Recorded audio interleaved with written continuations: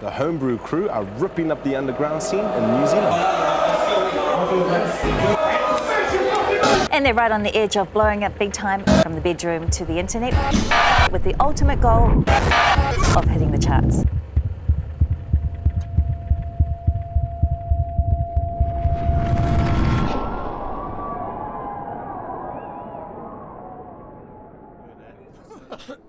Sorry, Silky, can I just jump in here? That's not. Can you just play this up? Real cool, but I just think it's not quite landing in time.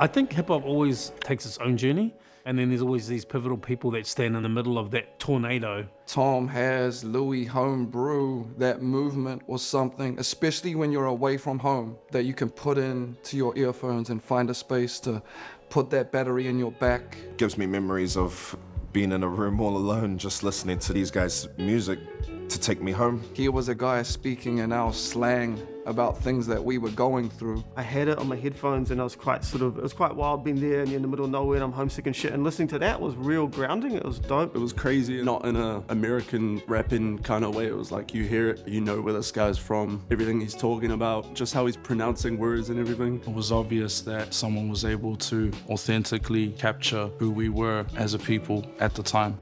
I feel like Tom and Haz and that first album is kind of just like this blueprint for me and how many other artists in New Zealand to be able to make something that's authentic and be able to like tell your own story and be proud of it. There's a lot of real cool shit about being from here, especially when you go overseas and you see that, and so I think that Tom really got that and he captured that. People rap like him now. The accent, the themes. Yeah, I think there's just a lot more pride in being from this place now, you know? The amount of passion and rawness that Tom puts on the table is quite scary. I can never do that shit. People use hip-hop for multiple reasons, for healing, for expression, for fun. At times it felt like on that homebrew record he's not having too much fun, and at times he is. It feels like it's therapy to me. Open therapy, and that lives forever. Yeah, I hope he's cool with that.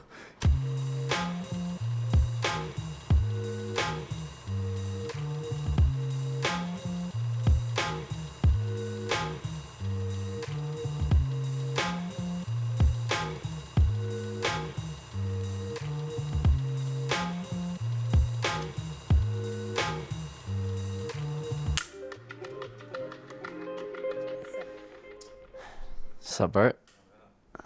Round one, fight! This is my true passion. This is what I really... This music shit so secondary. Yeah, my name's Tom Scott. I'm a musician, I guess. That's what I write on the passport for. It'll be 1 for 1 all the time, but this guy will always come through with guile. I worked more school, is what that says. Can I just get a beer? I mean, I'll drink this thing, free one. I don't even know who I am at the moment. Kind of just like drifting with my caribou pack. Never goes away. Never goes, never leaves. Still got it. Still got it. I think like with anything that you love, you don't really realize how much you love it because it's just normal to you. And you look around at other people and realize they don't like play songs to go to sleep or like wake up and put a song on, and like, you know, like you start realizing you're a bit more obsessed with it than everyone else. You don't want this on camera, dude. It's his game versus home ground. I haven't played in Hey!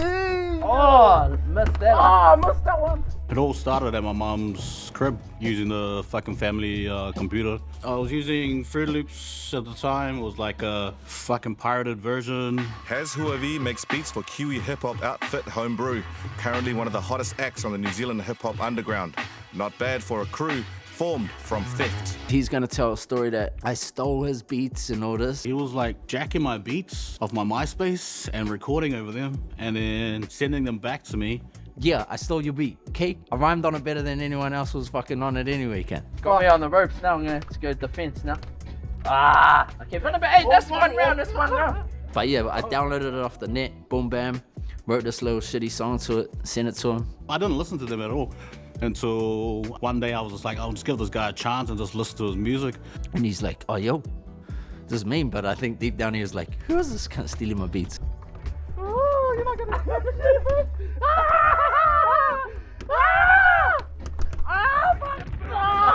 Little motherfucker! Get out of my house. Turn that fucking game off. Fucking need to do some work around here. But yeah, we were just two nerds on the internet on this forum, like Hip Hop NZ. And that forum was like all our like idols, you know, Mareko was on there, Manuel Bundy, Roddy, Scratch 22, Christoph Alchuento. Sorry, SFT. I think Mike Hall was on there. We were all just keyboard warriors, posting our dumbass beats up on there. We just linked up in real life and clicked like that. Way back in the days, there was this record store called Beat Merchants on Victoria Street. Tom came into the store and he gave me the CDs. They were in these weird plastic cases that looked like fish on its side. It didn't come with any information, and all the CDs were like laser printed from a real dodgy computer. So instead of being a real clear image, it was kind of blurry. So I didn't even know what the fuck I was looking at, because I didn't know Tom back then. I had no idea. He gave me a demo of his before his homebrew, and it was awesome, but it wasn't quite where he got to. But I listened to it and I did know straight away there was something pretty special. And then he came up to me on the street a while later and started rapping to me, and it was incredible. And that was only a few months later. I was like, fuck, this guy's real good. It blew me away that this little white kid that I'd kind of grown up around at Avondale, that he could spit like that. Ever since then, I've kind of been one of their biggest fans. Haz Beats, hi. When driving to Queenstown, always bring Eddie. What up to Louie? Alright, Eddie. It's like the first proper interview I've had to do, so be nice to me. Are you going to have problems with me drinking through this? Oh, okay. I grew up with Tom. I've known Tom since I was in, I think I was third form when I met Tom. I had no interest in becoming a musician. I grew up playing around with cars and taking VCRs apart. I have no idea what Louis does. He's the coolest dude with the coolest friends. I'm not being disrespectful. I love these dudes. I just liked seeing my friends do something cool and wanted to support them and thought, yeah, let's go then, go us. So he's like my mate Matt. Matt's always at my gigs. People go, what does Matt do? I'm like, I don't know. He just fucking hangs around. But I wouldn't be the same dude if Matt wasn't there. We hang out, we all drink, and then rapping happens. And the rapping's good, and it just happened organically from there. Just getting ready to do rapping. What's that? It's the art of making words rhyme at the end of a sentence about nothing.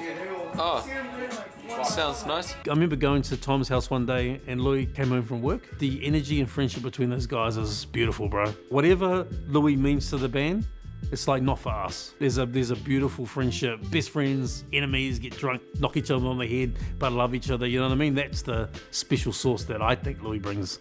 Just practicing everything. What are you up to, Sophie? Hey? Come on, nothing. Why? No, oh, well, this thing. This is the only reason we haven't crashed on a fucking plane, son. What the fuck is that? Can I come on stage too? How long have you had it? Fuck, it's been in there for a while. We came on West Wellington the last time. Do you sleep with it? Oh, fuck no.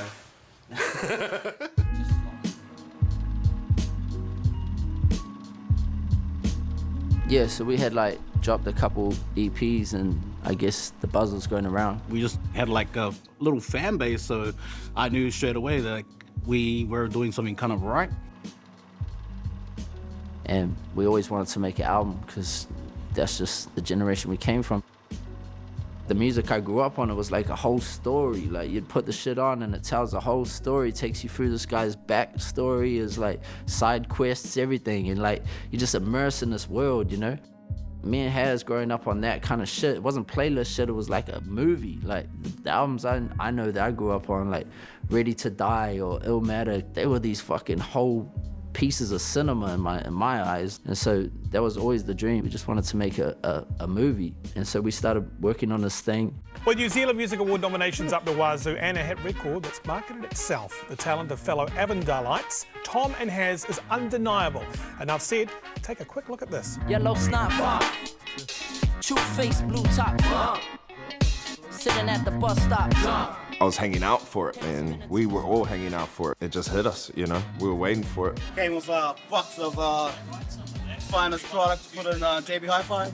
I think it was on the release of, or somewhat around that week, they ended up having a 48-hour party up at Shooters in Kingsland. Bought a CD, took it back, and we partied for another, 48 hours. Fuck this black seed shit. The same Wellington.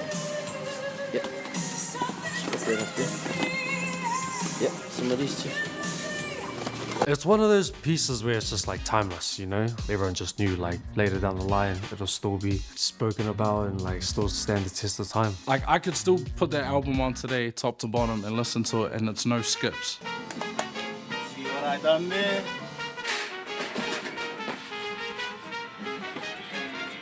Just no one was really doing that with their storytelling in the New Zealandness, but then the skill level was so high. It felt like it came straight from like young people themselves, and it felt like every young person I knew at the time just like immediately resonated with that record, and that was their anthem, and that was like a marker of time and space. I just got told to take my shit off the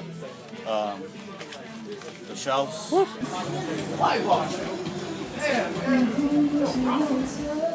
It was so raw. I'd never heard a New Zealand rapper or New Zealand artist in general make a song like at God like that. Everyone was making real safe music, and kind of still are in a way. You got the rapists, the racists, the masons, the faithless, ungracious, gauge Jews, the sadists, the traitors who stole their new neighbors' newspapers. There enough space in hell for all our faces. Goodness gracious. It just turned out to be like there was this light side, and there was sort of this dark side, and I couldn't really mix the two. So one side being the, the light side, more the party side, and the other side being the more fucking depressing side. Both highlight the ups and downs of either side, and it's genius, you know? There's like layers to it. Like you listen to it and you consume it, and then when you really dig in, there is really a deeper message to this, even though some of it sounds like party and fun. And that's kind of how we were living at the time, because there was the party and the come down, and it was like fucking Friday was heaven, and then Monday, Tuesday was hell, and then, still kind of like that. That's life and shit, but... What do you want to do, bro? Just maybe practice that song, because fuck, I don't know. So just get that sus and then go get on the house. I think like the first time I thought this shit was legit was I got this call from some kid was throwing a festival on a farm or something, and he said to me, how much do you want to be paid for the gig? Because we got $400, and I was like, thought that was the fucking, we cracked it. We got up there the night before, all the boys, and we started drinking to a point where it was like we ended up fucking drinking the other band's riders. Yeah, boys. Beer, bro. And someone had some acid, so whatever, we ate all that, and then someone put on fucking Miles Davis Bitches Brew, and then we lit this huge fire. And I Love Ugly had given us all these clothes. And we just decided to throw every single fucking t-shirt on the fucking fire. Just see clothes getting chucked into this fire pit, and empty cans and bottles, and then screaming and monkey noises. And then we started seeing like a monkey in the fire, like a monkey fire god. And we sacrificed it to the monkey fire god. Like, ooh, I'll give him more clothing. And I thought like I saw like a monkey in the fucking fire. He's still around. He's still in my heart.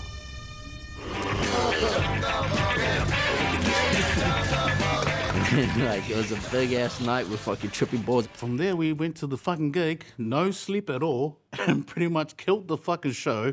And the gig went off, like everyone knew our lyrics. Did we even sleep after that? No. No. That I think was probably one of the biggest gigs for me. It was just a small little festival on a farm, but it hit for me. And we went and like shopped it around, tried to find someone to put it out. EMI was keen, Universal was keen, and then we had like Dawn Raid, and we grew up on Dawn Raid, so we're like, okay. And instead of like writing a contract, they were like, just come through one night.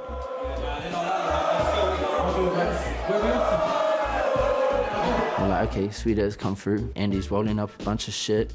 There's plates everywhere, he's cutting everything up, and we just fucking partied the whole night. Vinny, you made me get ice.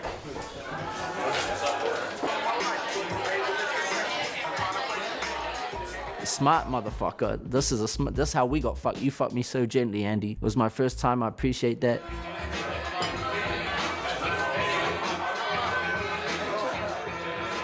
We wrote this contract out. On the night, the first thing on the contract was, don't be a dick. Now, like, looking back at it, there should have been speculations of what a dick is. I'll admit, I broke the contract. I was a dick at times. Andy was a dick at times. Yeah, that was our fucking contract. And years later, it would bite us in the ass. I just want to get the hell out of here and go to Levin now. At the time, it was huge. Like, I think he came with a fucking suitcase for our advance. Well, I think it was like 20 grand, which was huge to us. Still is. But 20 grand in a suitcase, I'm sure it was like fives. Maybe some coins in there. So like, I can't remember. But me and Haz were throwing it in the sky like, damn. Not knowing you're gonna pay that back. Like, we paid them back like 30 grand or something just to get our masters back. And yeah, that was the beginning of the end. How do you know when you've actually done it and you're actually gone, it's not, when you're actually living your dream and the fantasy of when you, how do you know if you've made it? I don't think I've made it yet. You got the apple. He's got the apple, I got water. Where's the apple, baby? Fantastic.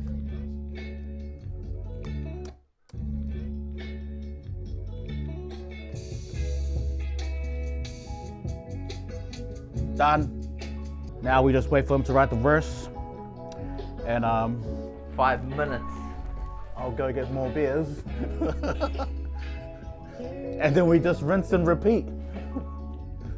There was some ups and downs, fucking frowns and cries and yeah, I don't think goodbyes. we're ready for it all, man. Like, to be honest, I don't think, like, because we never even fucking got along with the mainstream. Like, they wouldn't even have us. They weren't even looking for us. Yeah, they weren't yeah, even coming to find us. We had to do it ourselves. And so we never like had any intention to be as big as it got. Yeah, yeah. And then when it got that big, we couldn't handle it because like we just weren't we weren't ready for it. Don't worry, I've never been in a limousine either. I'd never had that. I was never the popular guy at school. My sister was. Oh, that's so-and-so's little brother. Leave him alone. He's all right. Don't pick on him. We had done a bunch of shows back to back to back. We didn't even know what the fuck was going on. Like, everything came so fast. Probably not looking after ourselves that well. Album came out. We were fucking touring, doing fucking shows. No one was talking about mental health back then. Went to Australia, did like all these shows. Eventually, we got put in a space where it was just too much to handle. And the boys are keeping busy too. You fellas are off to gig in Australia? Yep, get that We're money. in Oz like in 2 weeks, and in December we're doing a whole tour. Really. No one was looking out for us. The record label just sent us over there. My girl at the time was our manager. She couldn't fucking manage us. No one could manage us at that time. Like, we couldn't fucking manage ourselves. They don't even have steak and cheese pies over there. Like, I'm just from Avondale. Yeah, you know that we've got this deal in Australia, so I'm gonna have to teach you guys some Australian protocol and etiquette. And then the record labels don't give a fuck about you. They're just trying to make another hit, and if you die, they'll probably sell double, so they weren't looking out for us. Allow us to stand for the national anthem of Australia.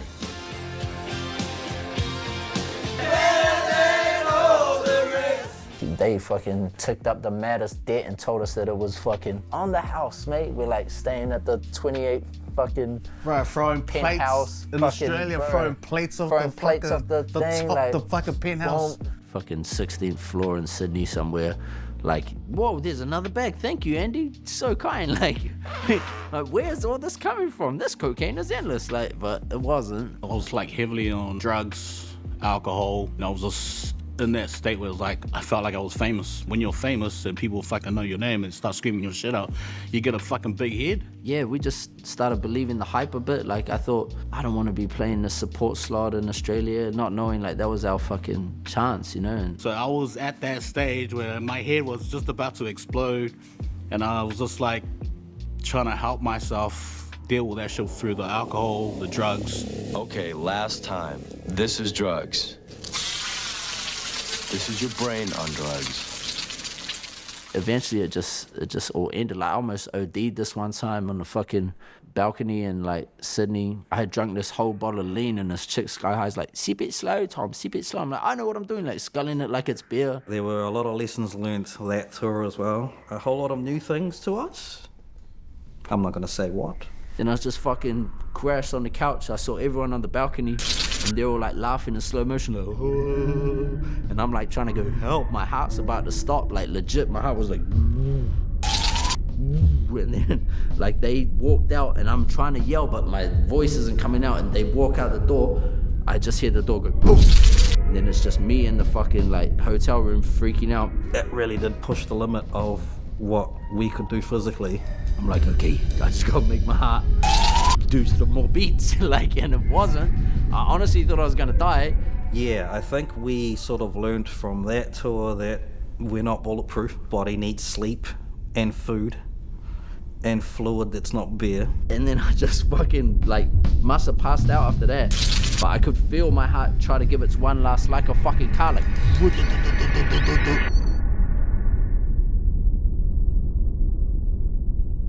That was scary, man. Like, that was scary. I thought I was fucking Pimp C for a minute there, but that was just how we were living. We were just like putting all sorts of shit in our bodies, like just thinking we're invincible. Fuck. I'm just lucky that we didn't die.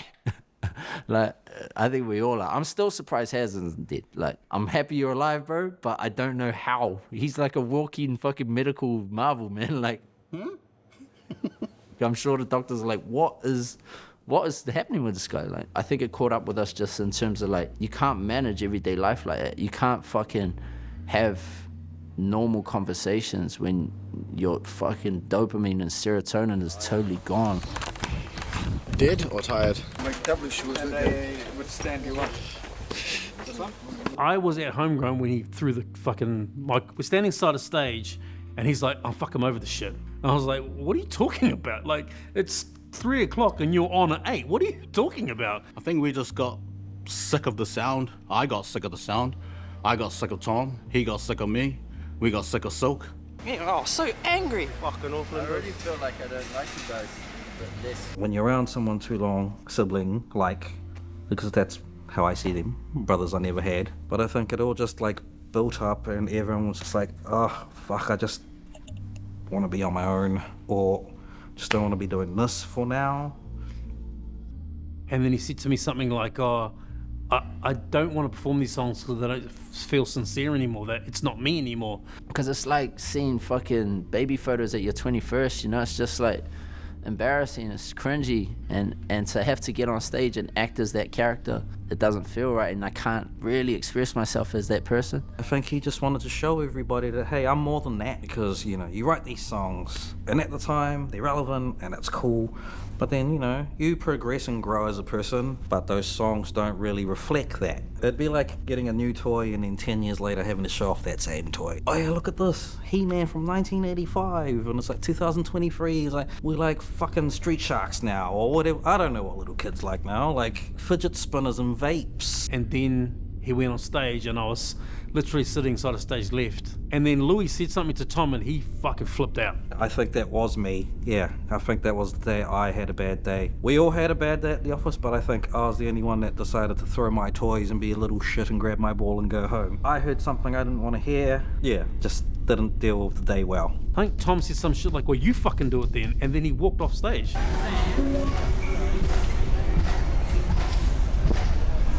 So I got up on stage, I'm looking in the crowd,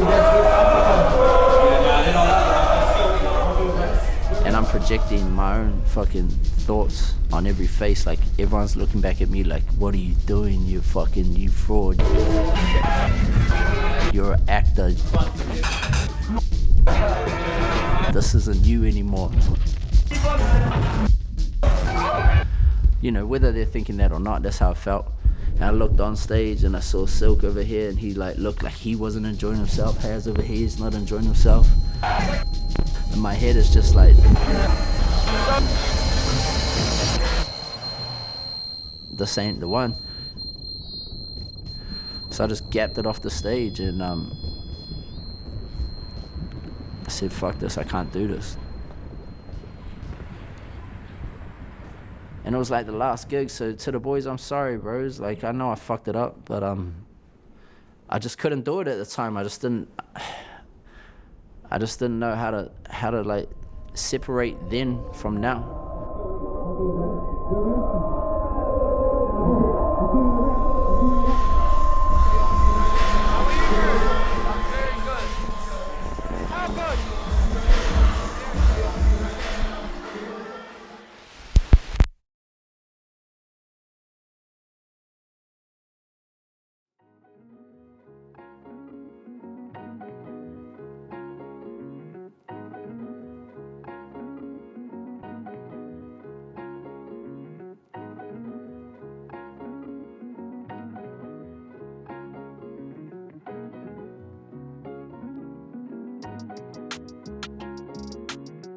And when you get the word out that there's a new album brewing, what's the feelings? Are you telling me that right fucking now?